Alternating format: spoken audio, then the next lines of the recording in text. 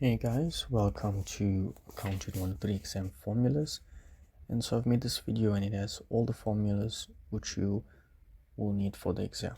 Given that, find all of the formulas for CVP. Pay attention to your marginal costing format, as remember, you may also need to use it for NVP if we are calculating operating cash flow. For more on that, watch the bonus video on the channel.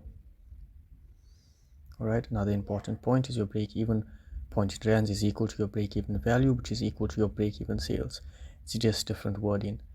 And your break-even point in units is equal to your break-even quantity.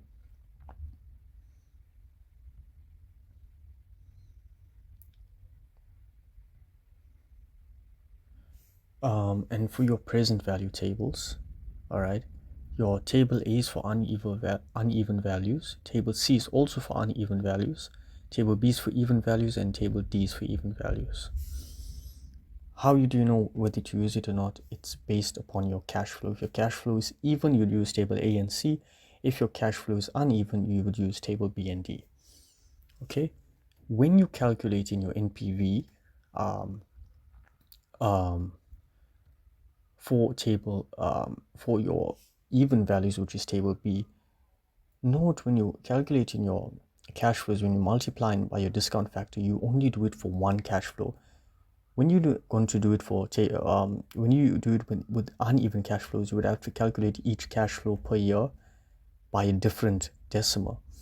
Whereas when it's even, it's all the same decimal. Therefore, you only multiply one cash flow and then continue with the equation. Okay. Here's your time value of money. Most important thing to know is n equals interest, n equals time, I equals interest, and p equals amount. This is the same for every single formula. Okay, n will always equal time, I will always equal interest, and p will always equal amount. Given that, you'll find your simple interest rate, compound interest rate, nominal interest rate, effective rate, and just a quick note on the effective rate and nominal interest rate. When your effective interest rate is given, that's when you calculate your nominal interest rate. And when your nominal interest rate is given, your effective interest rate needs to be calculated. All right. How do I know when to do simple interest rate? It's given. It will state simple. All right. How do you know you need to do compound? Again, it states compound. It will leave out the other details. It will, if it does, like for example, it could say compound and then it could mention nominal or effective. If it does that, then you know for a fact I'm doing nominal or I'm doing effective. But if it doesn't include nominal or effective and it just states compound, then you're using compound. If it doesn't include, so basically it's what's in the equation. Okay.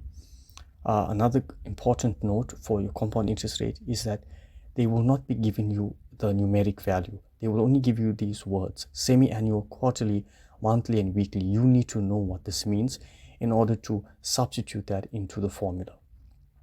Okay, this is super important, which is your present value and your future value. Okay, always use the tables for the discount factor when calculating your future value and present value. And then we have our present value with annuity and future value with annuity. That being said, I want to show you and give you the actual well, it's the same formulas, just it's not typed out. So I've copy and pasted them here, given the fact that because I'm not able to put some things as an exponent, so it may be confusion. So given that, I've also color coded it so you can see what is together and what's not together. Okay, so you have your simple interest rate, all right, compound, nominal, effective, and future and present. Okay, given that, we have your gross profit and operating profit. This is a very important note. When you're doing your net profit margin, do not use profit after tax. There was a mistake in the textbook. As per our tutorial, you must use profit before tax and interest when doing this calculation. Okay, we have our return on assets, And when we're doing our trade receivables, that is our debtors collection and creditors collection, use the average from both years. So take inventory from year 1 and year 2, add it up and divide it by 2 for calculating the first year. And when you're doing the second year, it's the year that you're doing plus 0 divided by 2. So it's only one value. Okay. We have current ratio, asset test. And finally, we have our economic order quantity.